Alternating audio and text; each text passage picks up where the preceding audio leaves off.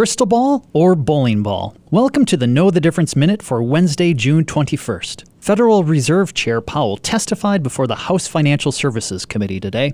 It was 4 hours long, but basically, the economy has weakened and inflation is falling, though not nearly fast enough. The Fed decided to not hike rates at their last meeting because they want to see how things shake out over the next month between now and when they meet next. The best line was when he was asked about what the Fed plans on doing. He said, 2 more hikes is a pretty good guess. True, it's a guess. Their statements about what they plan on doing is referred to as forward guidance. But their forward guidance is only as good as their forecasts. Their forecasts, while educated guesses, sometimes seem like they come more from staring into a bowling ball instead of a crystal ball. I'm Brian Jacobson, Chief Economist at Annex Wealth Management. That is your Know the Difference Minute.